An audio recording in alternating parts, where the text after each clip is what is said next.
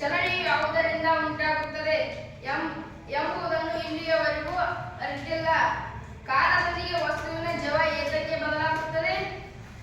ಎಲ್ಲ ಚಲನೆಗೂ ಏನಾದರೂ ಕಾರಣವಿದೆಯೇ? ಈ ಕಾರಣಗಳ ಸ್ವರೂಪ ಎಂಥದ್ದೇ?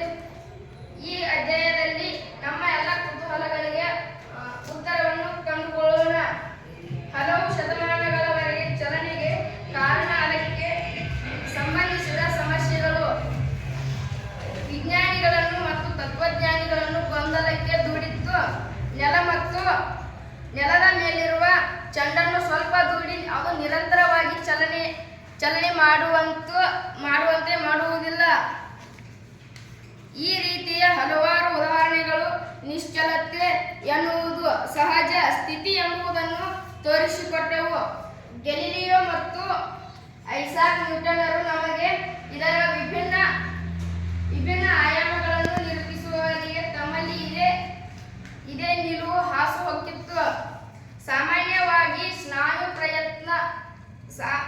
ಪ್ರಯತ್ನದಿಂದಾಗಿ ನಾವು ಇದನ್ನು ಪಡೆಯುತ್ತೇವೆ. ಇದನ್ನು ವಸ್ತುವಿನ ಮೇಲೆ ಹೊಡೆತ ಅಥವಾ ಎಳೆಯುವಿಕೆಯಿಂದ ಚಲನೆಯ ಸ್ಥಿತಿಯನ್ನು ಬದಲಾವಣೆ ತರಬಹುದು ಎಂದು ಹೇಳುತ್ತೇವೆ. ಈಗ ನಾವು ಬಲದ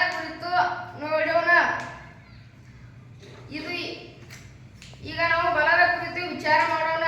ಇದು ಏನು? ನಿಜ ಹೇಳಬೇಕೆಂದರೆ ಇದನ್ನು ಯಾರೂ ಕಂಡಿಲ್ಲ, ರುಚಿ ನೋಡಿಲ್ಲ, ಅಥವಾ ಬಲವನ್ನು ಅನುಭವಿಸಿಯೂ ಇಲ್ಲ. ತಳ್ಳುವಿಕೆ, ಹೊಡೆತ ಮತ್ತು ಎಳೆಯುವಿಕೆ ಯಾವಾಗಲೂ ವಸ್ತುವಿನಲ್ಲಿ ಚಲನೆ